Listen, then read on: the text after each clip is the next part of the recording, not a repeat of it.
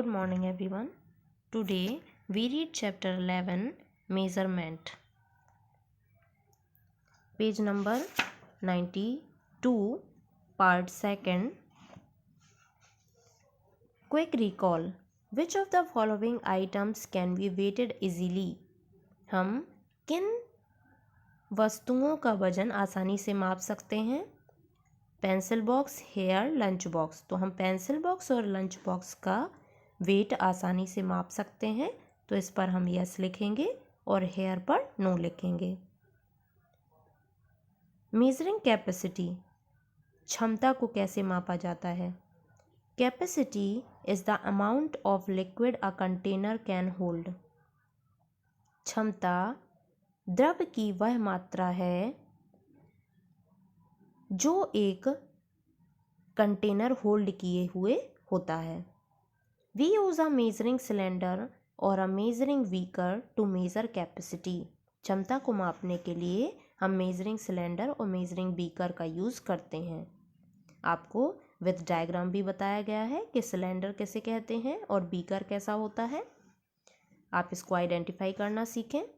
The smaller the container the lesser will be its capacity to hold liquid. किसी भी liquid को hold करने की कैपेसिटी क्या है कंटेनर की, ये आपको दिखाई गई है। कौन कम मात्रा में लिक्विड को होल्ड कर सकता है और कौन अधिक मात्रा में। The commonly used unit for measuring capacity is litre, जिसे हम एल से शो करते हैं। लीटर को हम एल से शो करते हैं और क्षमता को मापने की इकाई होती है लीटर। बिंगोज चैलेंज देखिए। Which of the following things can be measured in kilogram and litre both. ऐसी कौन सी वस्तुएं हैं जिन्हें हम किलोग्राम या लीटर में माप सकते हैं?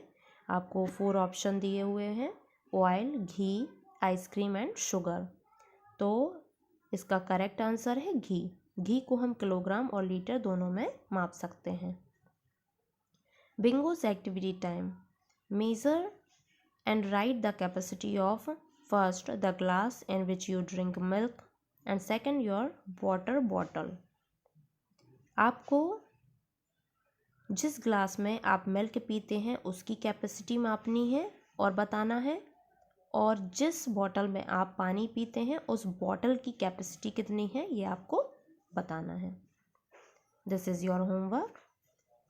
Next page number 93, measuring time.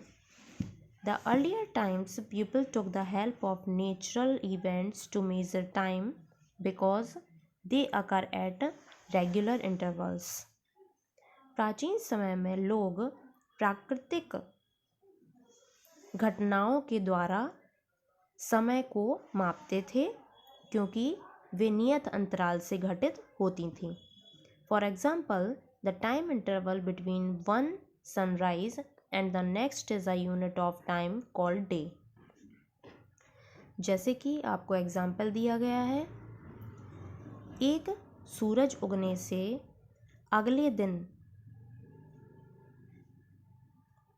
होने तक वो उसको एक दिन मानते थे कि आज सूरज उगा है। फिर उसके बाद डूबने के बाद जब अगला दिन शुरू होगा तो सूरज उगेगा, तब वह एक दिन कहलाएगा।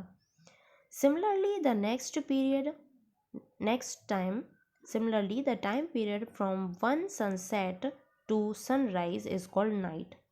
और वैसे ही सूरज डूबने के बाद सूरज निकलने तक का दिन, निकलने के समय तक वह रात मानते थे कि सूरज डूब गया है, अब रात्रि चालू हो गई है, जब तक सूरज नहीं उगेगा तब तक रात चलेगी। Nowadays we use a watch और a clock to measure time. पर अभी के दिनों में क्या होता है, हम समय को वॉच या क्लॉक से मेज़र करते हैं। Second is the standard unit to measure time. समय को मापने का एक स्टैंडर्ड यूनिट है सेकंड, जिसे हम एस से शो करते हैं। Other commonly used units are minute and hour. समय को मापने की और भी कई इकाइयाँ हैं, जिनमें से एक है मिनट, जिसे हम MIN से शो करते हैं, और आवर मीन्स घंटा, जिसे हम H से शो करते हैं। Next topic is measuring temperature, तापमान मापना। Temperature is the measure of how hot और कोल्ड एन ऑब्जेक्ट इज। तापमान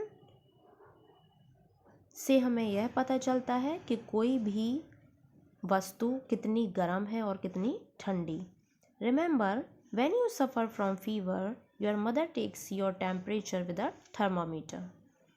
याद करिए कि जब भी आपको बुखार होता है तो आपकी माँ आपका बुखार किससे मापती है? थर्मामीटर से। It measures the temperature in degree Celsius और फ़ारेनहाइट। तापमान को डिग्री सेल्सियस और डिग्री फ़ारेनहाइट में मापा जाता है। सेल्सियस को कैसे शो करते हैं? डिग्री सी लिखकर, और फ़ारेनहाइट को कैसे शो करते हैं? डिग्री एफ लिखकर।